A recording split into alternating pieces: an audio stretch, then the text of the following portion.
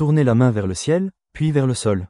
Un geste simple, presque automatique, et pourtant, derrière cette apparente facilité se cache une mécanique d'une grande finesse. Ce mouvement, la pronosupination, repose sur la rotation du radius autour de l'ulna, parfaitement orchestrée par les articulations radio-ulnaires et la membrane interosseuse. Mais cette prouesse n'est pas universelle. Alors, une question se pose.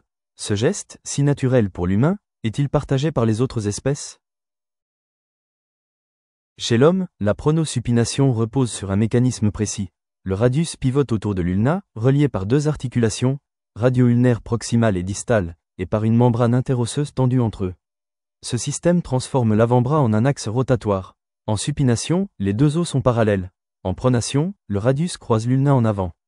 Cette ingénieuse architecture permet d'orienter la paume, de saisir, de manipuler, d'écrire, bref, d'accomplir les gestes les plus fins et les plus précis de la main.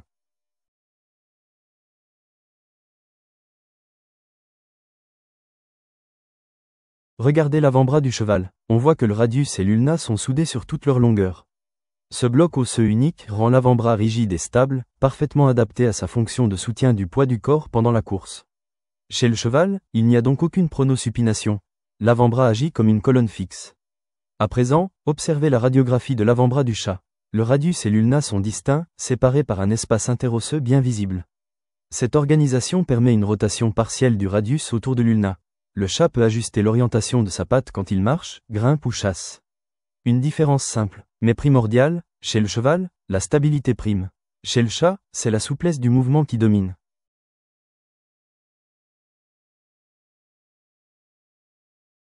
Regardez le gibbon, suspendu à sa branche. Son radius et son ulna sont mobiles. Ils lui permettent de faire pivoter l'avant-bras pour orienter sa main à chaque balancement. Le chimpanzé, qui saisit un fruit. Même principe, il peut tourner la paume, ajuster sa prise avec précision. Chez les primates arboricoles, la pronosupination est bien développée. C'est le signe d'une main faite pour agir, explorer et manipuler, non seulement pour porter le corps.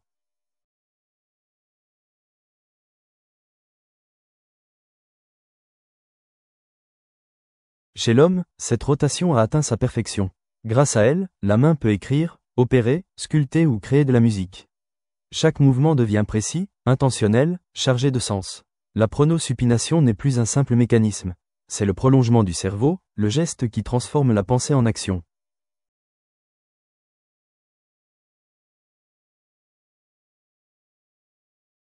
Absente chez les quadrupèdes et restreinte chez les primates arboricoles, la pronosupination trouve chez l'homme son aboutissement, la transformation d'un membre de soutien en un membre d'expression et de création.